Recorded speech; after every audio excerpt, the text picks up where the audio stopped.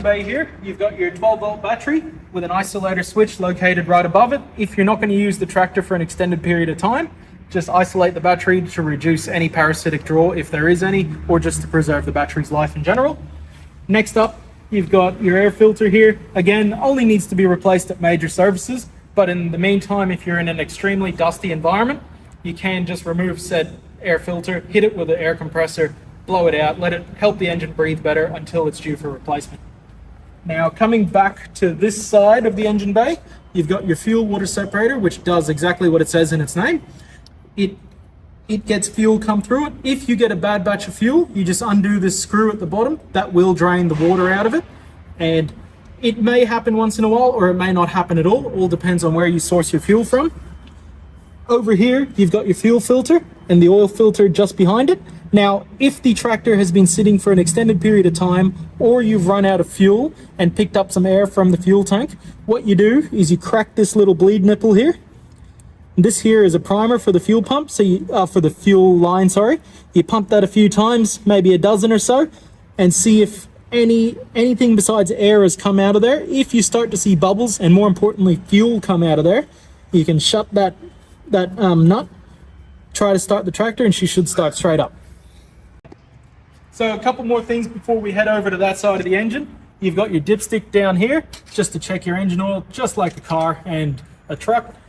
Over here, now this ball valve is, let's say you're in the middle of winter, it's unique to our cabin models because what that does is it lets hot coolant flow into the cabin, and what you want to do, you pop that forward, that'll let hot coolant flow through. You want to make sure you turn off the air compressor switch for the air conditioning system within the cab, and that means you've got a heated cab for the entirety of winter.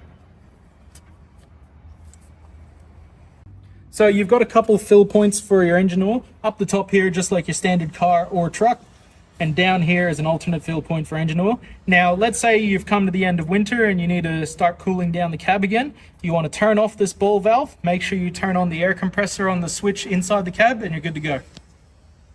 So over here, you've got your radiator with its fill cap there. If you are going to top up the coolant, do not top it up if the engine has been used or is anywhere near warm, because you run the risk of burning yourself.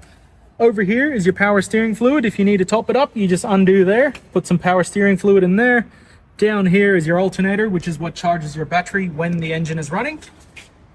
That down there is your power steering pump, and that back there is your hydraulic pump. Right back here is your starter motor, which is hooked up to your flywheel, and just underneath it is another hydraulic filter. So over here on the front axle, here's your fill point. You just remove that there. You can fill up from there. There is a plug at the bottom of said axle that will be the drain for the axle. Underneath the engine, right at the bottom, is a sump plug, just like your car or tractor engine. Now down here are your safety guards for your rams on the 3-point linkage. On the front end loader.